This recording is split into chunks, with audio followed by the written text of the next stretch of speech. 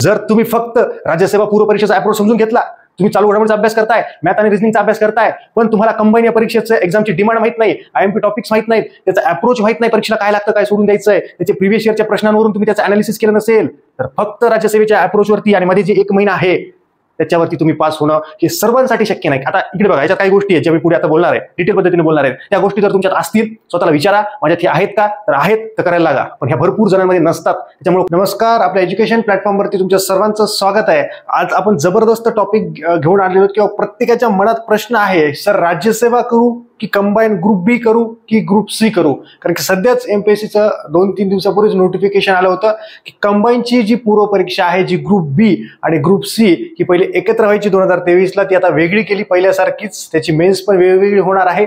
तर आमच्या पुढे प्रश्न आहे, विद्यार्थ्यांच्या मनात प्रश्न आहे की सर आम्ही राज्यसेवा करावी का, आणि आम्ही कंबाईन ग्रुप बी करावी का की ग्रुप सी करावी? प्रत्येक प्रश्नाचं उत्तर या व्हिडिओमध्ये मिळणार आहे, त्याच्यामुळे व्हिडिओ शेवटपर्यंत बघायचा आहे. पहिल्यांदा प्रश्न आहे की राज्यसेवा करणाऱ्यामध्ये 2 गोष्टी आहेत किंवा 3 गोष्टी आहेत, 3 पद्धतीचे विद्यार्थी आहेत.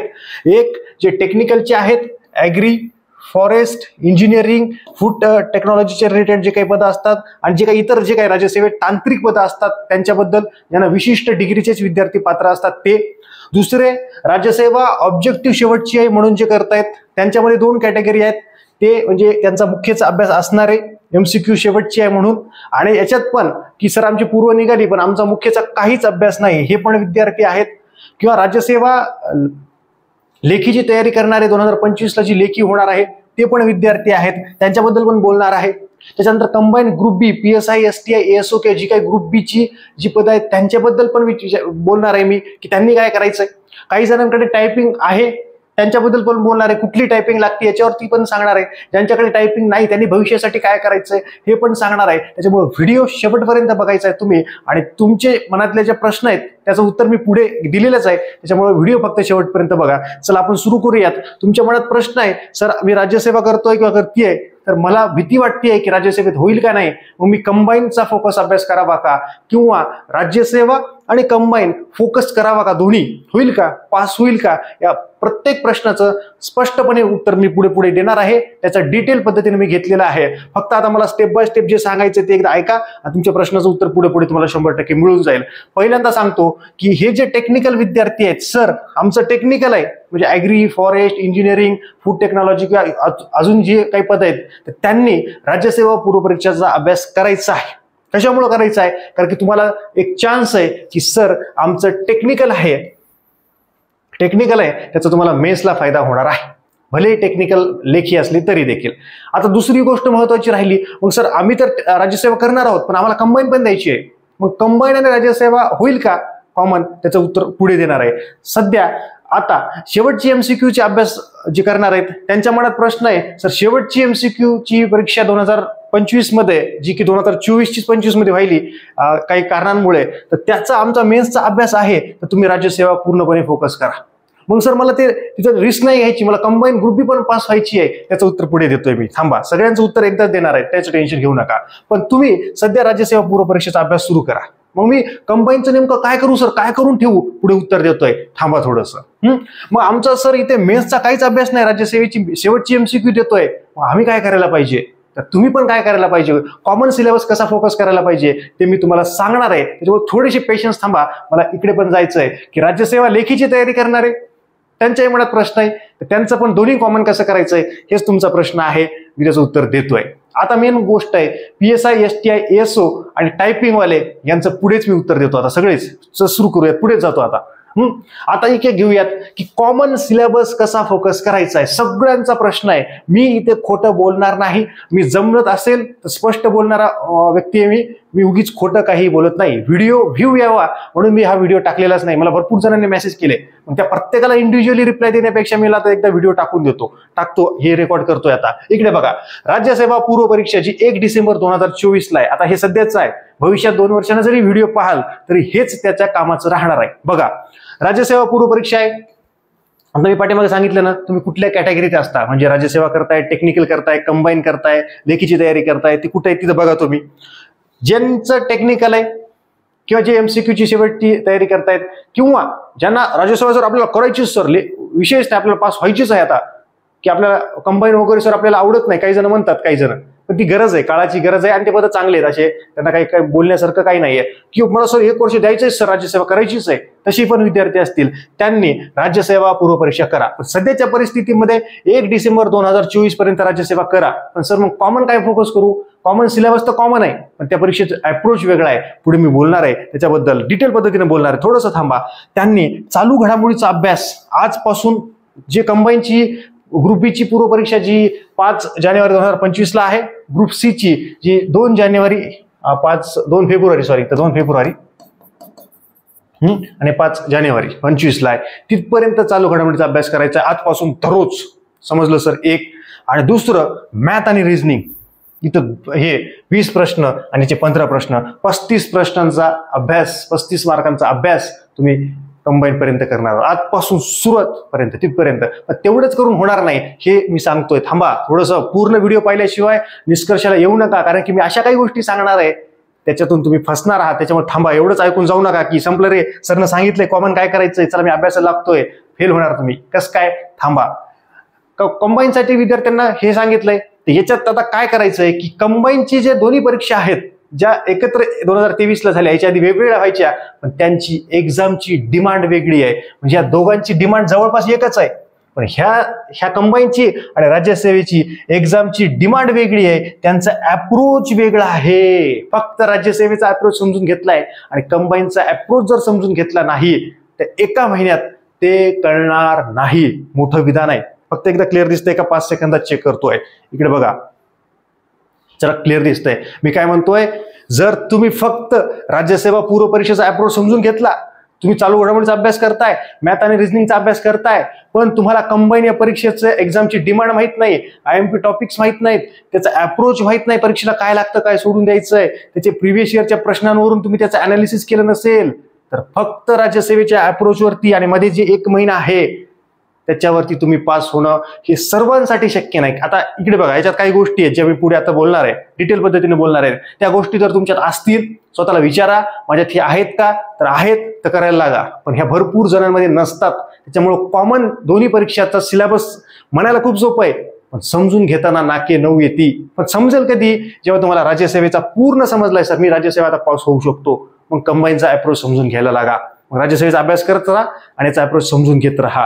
ही गोष्ट महत्वाची आहे. आता मी पुढे जातोय, म्हणजे पुढे म्हणतोय हे महत्वाचं. इकडे बघा, राज्यसेवा पूर्व परीक्षा, याचा तुम्ही ह्या दोन्ही परीक्षेचा, या राज्यसेवेचा एक्झामची डिमांड समजून घेणं गरजेचं आहे. पहिल्यांदा दोन्हीची एकदाच करू नका, खिचडी होऊन जाईल.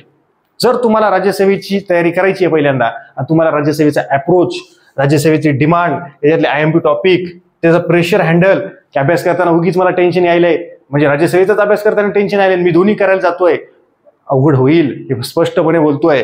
त्याच्यानंतर स्विच ऑन स्विच ऑफ, म्हणजे राज्यसेवा आणि कंबाईन दोन्ही एकत्र करतोय, दोन्हीचा अप्रोच माहित नाही, तुम्हाला ते जमणार नाही. खूप कमी विद्यार्थी जमेल, एक 5 ते 10% जणांना जमेल ते, पण सगळ्यांनाच ज्यांचा कुठल्याच परीक्षेचा अप्रोच समजलेला नाहीये त्यांना हे जमणार नाही, हे स्पष्टपणे सांगतोय. त्याच्यानंतर शिफ्ट होणं जमत नाही का? बऱ्याच जणांना समजलेलंच नाही ना, राज्यसेवेला कुठले टॉपिक आहेत, कंबाईनला कुठले आहेत, हे माझ्याकडे लिहिलेलं आहे का, माझी अंडरस्टँडिंग आहे का, माझा त्याच्यावरती विश्वास आहे का, तरच त्या गोष्टी कळतील. ह्या गोष्टी दोन्ही एक्झामच्या करणं गरजेचं आहे. काय अप्रोच आहे, नेमके काय एक्झामची डिमांड आहे, अगदी शॉर्टमध्ये सांगण्याचा प्रयत्न करतो. राज्यसेवेसाठी अंडरस्टँडिंग त्यांची झालेली आहे का, त्या परीक्षेत कशा पद्धतीने प्रश्न येतात, 2 तास वेळ आहे, काय गोष्टी समजून घ्यायच्यात, याच्यामध्ये कन्सेप्ट जास्त आहे याच्यामध्ये, आणि 2 तास वेळ पण आहे. आणि याच्यामध्ये पाठांतराचा भाग आहे पण कमी आहे as compare to the combine exam. ही गोष्ट लक्षात ठेवा. मी म्हणत नाही इथं पाठांतर नाहीये, पाहिजे इथं पण पाठांतर, पण लिमिटेड प्रमाणात मीडियम पद्धतीने असलं तरी चालतं. पण इथे कन्सेप्ट तर आहेच. इथं कन्सेप्ट असं नाही की काहीच नाही, उगी घोकलं ओकलं तिथं जाऊन, असं नाही. इथं तर पाठांतर आहेच, इथं कन्सेप्ट आहेच, पण पाठांतर जास्त आहे मित्रांनो. 1 लाइनर प्रश्न आहेत, फॅक्च्युअल प्रश्न जास्त आहेत, ही गोष्ट लक्षात घ्या. याचा अर्थ मी म्हणत नाही ते पाठांतर नाही, ते पाठांतर आहे, कन्सेप्ट पण आहे, पण ही गोष्ट समजून घ्या. या दोन्ही परीक्षेची डिमांड वेगळी आहे. म्हणजे एक पुस्तक घेतल्यानंतर मी कुठल्या परीक्षेनुसार वाचतोय, मी कंबाईननुसार वाचतोय, माझा अप्रोच बदलणार आहे, टॉपिक तेच राहणार आहेत, प्रश्न विचारण्याची पद्धत आहे. काही टॉपिक जे आहेत त्याच्यावरती कॉमन टॉपिक आहेत, काही टॉपिक असे आहेत त्याच्यावरती प्रश्नच विचारत नाहीत कंबाईनला, काही टॉपिक असे आहेत जिथे राज्यसेवेला प्रश्नच विचारत नाहीत. हा अप्रोच समजला पाहिजे, ही मोठी गोष्ट आहे. तुमचा प्रश्न जो आहे ना की सर मी कंबाईन आणि राज्यसेवा एकत्र कसं करू, तुमची अंडरस्टँडिंग बघायचं, हे इंडिव्हिज्युअली असणार आहे, वैयक्तिक असणार आहे, माझा तुमचा प्रत्येकाचा वेगवेगळं असणार आहे. तुम्ही कोणाशी कंपॅरिझन नाही करू शकत की त्याला जमायले म्हणून मी करणार किंवा मला जमायले म्हणून त्याला जमणारच, असं नसतं. ह्या गोष्टी महत्वाच्या आहेत, या गोष्टीवरती तुम्हाला भर द्यायचा आहे. त्याच्यामुळं हा जो प्रश्न आहे, मी प्रश्न जे म्हणले तुम्हाला प्रश्न उत्तर आहेत, हेच प्रश्न आहे की सर राज्यसेवा आणि कंबाईन या दोन्ही एक्झाम जर फोकस केल्या तर पोस्ट मिळेल का, हा महत्वाचा आहे. गेम चेंजर हे पोस्ट मिळेल का हे आहे. तुम्ही राज्यसेवा आणि कंबाईनचा एकत्र अभ्यास कराल, पण इकडे जे मी बोललो, इकडे बोललो तुम्ही, इकडे बघा कुठे गेलं ते. ओके, हा प्रेशर हँडल असेल, IMP topic, switch on switch off, shifting, या परीक्षेचं त्या परीक्षेत हे होतंय. पण ह्या परीक्षेचा राज्यसेवेचा अप्रोच, या सगळ्या गोष्टी कळल्यानंतर, कंबाईनच्या या गोष्टी कळल्यानंतर अजून तुमच्या मनात प्रश्न आहे, 2 नंबरचा प्रश्न आहे. कुठला आहे? ओके, हे हा आधी राज्यसेवा फोकस केली, आधी राज्यसेवा फोकस केली, आता पूर्णपणे राज्यसेवा करतोय. 1 डिसेंबर नंतर जर मी 5 जानेवारीसाठी तयारी केली तर माझं काय होईल. आता पहिल्या पेपरमध्ये किती मार्क येतात काय त्याच्यावरून कळून जाईल. त्याच्यात मी परत बोलतोय की तुम्ही चालू घडामोडीचा अभ्यास 1 डिसेंबरच्या आधी म्हणजे आतापासून 1 डिसेंबर पर्यंत सुरू ठेवायचा आहे. मॅथ आणि रिझनिंगचाही सुरू ठेवायचा आहे. पण तुम्हाला पाठीमागचे जे मुद्दे सांगितले आहेत, तुमची मॅच्युरिटी लेवल झाली आहे का, अंडरस्टँडिंग झाली आहे का, तुमचा मॅच्युरिटी लेवल झाली आहे का, तुम्हाला एक्झामचं प्रेशर समजलंय का, एक्झामचा अप्रोच समजलाय का, त्या गोष्टी मॅटर करतात. फक्त हे बोलून मी बोललोय तर नाही, एक्झामची डिमांड कळणं गरजेचं आहे. तुम्हाला वैयक्तिकरित्या याच्यावरती कळणं गरजेचं आहे. फक्त 35 प्रश्नांवरती मी कॉमन करतो, मग मी याचा अर्थ म्हणत नाही की तुम्ही असं नाही केलं तर नापास नाही होणार, म्हणजे पास होणार नाहीत, पास होणार. पण मेन इथे आहे, पाठीमागे बोललो मी, इथे पोस्ट मिळेल का हे मॅटर करतं. ती गोष्ट लक्षात घ्या. ओके, चला अजून एक प्रश्न राहिलेला आहे, त्याचं उत्तर घेऊन जा. काय की न्यू जे विद्यार्थी आहेत, आता सर आम्ही तर नवीनच आहोत, मग आम्ही काय करायला पाहिजे, तर तुम्ही काय करायला पाहिजे सांगतो तुम्हाला. इकडे बघा, तुम्ही राज्यसेवा मुख्य परीक्षा जी लेखी तयारी करणार आहेत त्याने राज्यसेवा लेखी आहे, पण तुमचं टेक्निकल असेल की सर आपल्याला आयुष्यात 1 वर्ष द्यायचंच आहे, तर राज्यसेवेचा पूर्व परीक्षेचा चांगला अभ्यास करा. त्या पद्धतीनं तुमचं टेक्निकल असेल तर तुम्ही 100% पूर्व परीक्षेचा अभ्यास करा. राज्यसेवेच्या पहिल्यांदा पूर्ण समजून घ्या पूर्व परीक्षा, मुख्य परीक्षा पूर्व निघली टेक्निकल मेन्स द्या, नाही निघली पण आधी राज्यसेवा पूर्व परीक्षेचा अप्रोच समजून घ्या. पूर्ण समजलं सर आता उकळून पिलंय सगळं, मग जा कंबाईनचा, त्याचा अप्रोच समजून घ्या. मग त्याचा अप्रोच 1-2 महिन्यात समजून जातो. समजलं सर आता दोन्ही परीक्षेचा अप्रोच समजला, pressure handle, switch on switch off होता यायलाय, मग जमलं काही पण करा, काही प्रॉब्लेम नाहीये. पण दोन्ही परीक्षेचा अप्रोचच नाही समजला आणि ही झाल्यावर लगेच ती आहे, द्या परीक्षा, मी म्हणत नाही देऊ नका, पण ह्याचा अप्रोच समजून घेतलाय का ते बघा. मग जर ही परीक्षा मी फेल झालोय, राज्यसेवा पूर्व बद्दल बोलतोय, तर लगेच महिन्यानंतर कंबाईन आहे, तर कंबाईनचा अप्रोच समजून घ्या. त्याच्यात फेल झालात ना, मग कंबाईनचा अप्रोच जोपर्यंत संपत नाही ना तोपर्यंत त्याला सोडू नका. हा तर कंबाईनचा अप्रोच समजलाय, पूर्ण खतम कार्यक्रम. मग मी आता राज्यसेवेचा, मग तो राज्यसेवेचा ये, तुला तांत्रिकची जे असतील विद्यार्थी किंवा जे लेखी करणारे असतील त्यांना नंतर फायदा होईल 2025ला. एक तरी कुठल्या तरी एक परीक्षेचा अप्रोच समजून घ्या, त्याची डिमांड समजून घ्या, सगळ्या गोष्टी समजून घ्या. ते समजलं आपल्याला कळतं ना की आपल्याला कुठले टॉपिक IMP आहेत काय आहेत, त्या गोष्टीने समजून घ्या, ही महत्वाची गोष्ट आहे. ओके, तर ही आहे. त्याच्यानंतर कंबाईन बी मधून आपल्याला पोस्ट पाहिजे, काढायची आहे. PSI, STI, ASO या पोस्ट आहेत, नक्कीच आहेत, पण प्लॅन बी आयुष्यात गरजेचं आहे. मग त्याच्यासाठी आपल्याला लागते टायपिंग प्रमाणपत्र. प्लॅन बी गरजेचं आहे. कुठे मी याच्यात पुढे बोललेलो आहे, कुठलं प्रमाणपत्र लागतंय याच्याबद्दल पहा. इकडे बघा, टायपिंग काढून घ्या. जे गृहिणी आहेत, ज्या घरी राहून मुली अभ्यास करतायत, ज्यांना पोस्ट काढायची आहे, त्यांच्यासाठी हे महत्वाचं आहे की टायपिंग सर्टिफिकेट, जे मराठीसाठी 30 आणि इंग्रजीमध्ये 30-40 हे 3 प्रमाणपत्र लागतात. पण हे 3ही प्रमाणपत्र टॅक्स असिस्टंट पदासाठी लागतात. जे क्लर्क आणि बिलीप जे पद आहेत त्यांच्यासाठी मराठी 30 किंवा इंग्रजी 30-40 या दोन्हीपैकी एक, हे वरचं पाहिजे एक तर, किंवा खालीपैकी या दोन्हीपैकी हे दोन्ही पाहिजे, किंवा वरचं पाहिजे, या दोन्हीपैकी एक, ही एक किंवा हे एक, या दोन्हीपैकी एक पाहिजे. मराठी 30-40 दोन्ही लागतात, किंवा तुमच्याकडे मराठी 30 असेल तर हे नंतर देता येतं. हे कुठल्या पोस्टसाठी, हे क्लर्कसाठी किंवा बिलीप पदासाठी, टॅक्स असिस्टंटसाठी हे 3ही लागतात. ही गोष्ट लक्षात ठेवा. हा बंच लागतो एकदा क्लर्कसाठी एक, किंवा हे वरचं एक पाहिजे, दोन्हीपैकी एक क्लर्कसाठी. आणि टॅक्स असिस्टंटसाठी, कर्मचाऱ्यासाठी या 3ही टायपिंग लागतात. हे स्पष्ट झालंय तुमच्याकडे. टप्प्याटप्प्याने काढून घ्या. ही गोष्ट महत्वाची, म्हणजे आपला प्लॅन बी हा रेडी होईल. मग आता सर प्लॅन बी तर रेडी झालाय, ही गोष्ट महत्वाची आहे. प्लॅन बी रेडी झाल्यानंतर मग तुम्हाला काय होईल, प्लॅन बी रेडी झाला मग तुम्ही राज्यसेवा करू शकता. आधी त्याचा अप्रोच समजून घेऊ शकता, तुमचा प्लॅन बी रेडी आहे, अप्रोच समजला, मग कंबाईनकडे शिफ्ट व्हा आणि कंबाईनचा अप्रोच तुम्ही हे करा. मध्ये जर पूर्व परीक्षा राज्यसेवेची निघली, टेक्निकल बॅकग्राऊंड आहे, मेन्स द्या, कंबाईन जाऊ द्या तिकडे, निघली प्री तर बघू त्याचं काहीतरी, त्या पद्धतीने समजून घ्या. ही रिअलिटी महत्वाची आहे की फक्त बोलून चालत नाही. कंबाईनची पूर्व परीक्षा फोकस करू की राज्यसेवेची, अप्रोच जर समजला नसेल, वेस्ट ऑफ टाइम.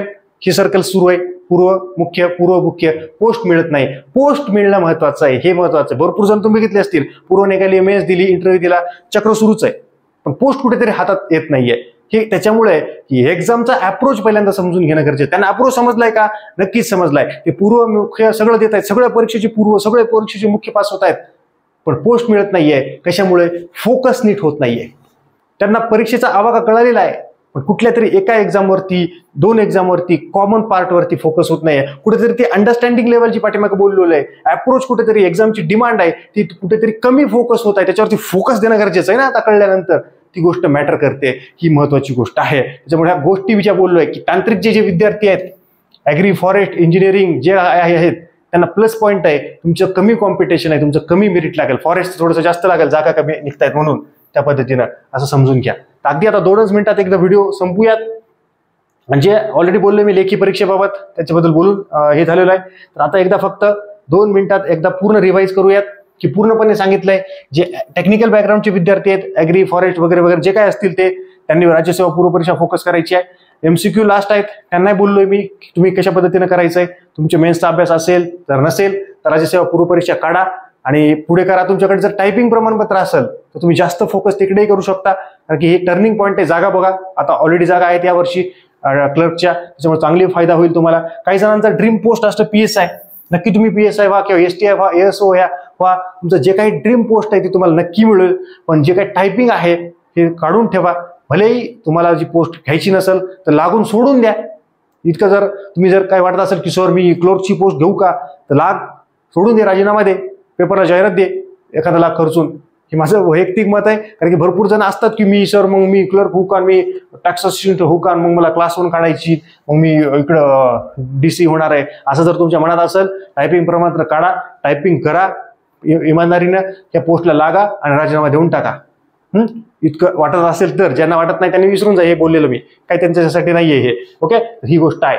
त्याच्यानंतर काय, हे जे दोन्ही कॉमन सिलेबस फोकस करणाऱ्यांसाठी स्वतःचं मूल्यमापन करा. फक्त कोणतरी बोलेल, मी बोलेल किंवा दुसरे कोणी येऊन बोलेल की कॉमन सिलेबस फोकस कर, पण कळलंय का मला या राज्यसेवेची डिमांड कळली आहे का, तेवढी अंडरस्टँडिंग माझी झाली आहे का, मला हेच कळलं नाहीये, मी कसं कॉमन सिलेबस करू, खिचडी होऊन जाईल. याचे प्रश्न वाचतो, त्याचे प्रश्न वाचतो, 21,000 25,000 प्रश्नसंच मला दिसतोय, मला त्याच्यातून कामाचं घेता येत नाहीये, प्रेशर आलेलं आहे. ही रिअलिटी आहे. ओके, इतक्या तळमळीला मी त्याच्यामुळे सांगतोय. व्हिडिओ किती मोठा हो मी बघत नाहीये, मला सांगायचं ते मी याच्यात सांगतोय की मला या विद्यार्थ्याचे प्रश्न समोर दिसत आहेत की तळमळीनं विद्यार्थी मेसेज करतायत की सर सांगावं काहीतरी, दोन्ही परीक्षेसाठी अभ्यास करतोय, गोंधळ होतोय, डोक्याचा सगळा भुगा होतोय, कळत नाहीये हे वाचू का ती वाचू, मग भीती वाटते पोस्ट मिळेल का नाही. ह्या पद्धतीनं जा. कुठली एक एक्झाम टार्गेट करावीच लागणार आहे. राज्यसेवा करा की कंबाईन करा, एकदा पहिल्यांदा अप्रोच समजून घेणंच गरजेचं आहे. हा एकदा समजलाय, त्याच्यावरती कमांड आली आहे सर, आता तलवार कशी पण फिरवतो, मग मुडकं कसं पण छाटशील, काही प्रॉब्लेम नाहीये. तलवार हातात ठेवल्यानंतर हात थरथर कापत असेल तर काय फायदा आहे.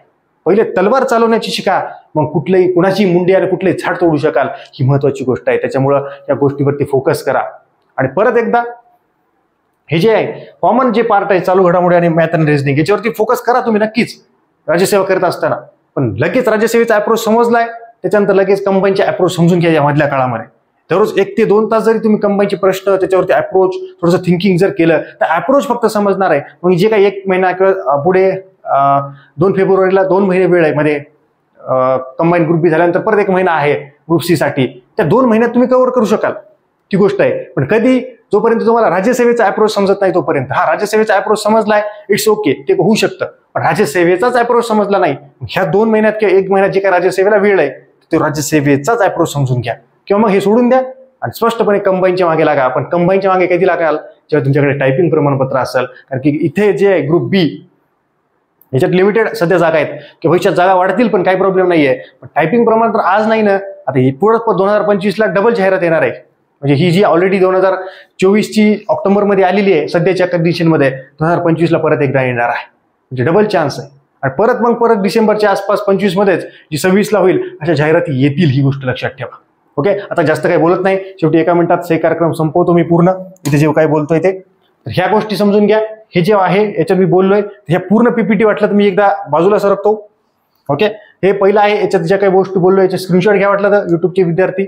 ओके, याचं एक घ्या, घेऊन टाका. हे दुसरं याचा स्क्रीनशॉट घ्या. ओके, याचाही स्क्रीनशॉट घ्या, याचाही घ्या स्क्रीनशॉट. ओके, आणि याचाही स्क्रीनशॉट घ्या, आणि हा शेवटचा याचाही स्क्रीनशॉट घ्या. ओके, चला शेवटी एका मिनिटात आता बोलायचंय मला. परत एकदा जाता जाता ह्या गोष्टी समजल्याशिवाय इकडे येऊ नका. किंवा हे जर करत असाल म्हणजे हे कंबाईनसाठी, हे पूर्ण सांगतोय मी, एक तर कंबाईनसाठी किंवा राज्यसेवेसाठी या सगळ्यांचा अप्रोच समजून घ्या. IMP टॉपिक्स करा. सर्व 21,000 प्रश्नसंच बघून भिवू नका. आपल्याला एक एक्झाम ज्यावेळी आपण फोकस करतो राज्यसेवा पूर्व, तेव्हा खूप लिमिटेड असतो क्राऊड, किंवा लिमिटेड असतात प्रश्न, लिमिटेड असतात चॅप्टर. मोठे मोठे पुस्तकं पाहून भिवू नका.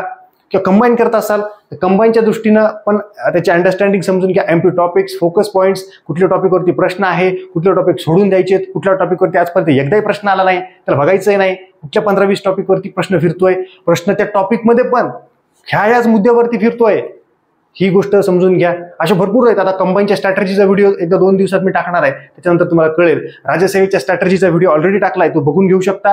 कंबाईनचा टाकल्यानंतर तो बघून घेऊ शकता. नंतर तुम्हाला समजेल की बघा खूप फरक आहे.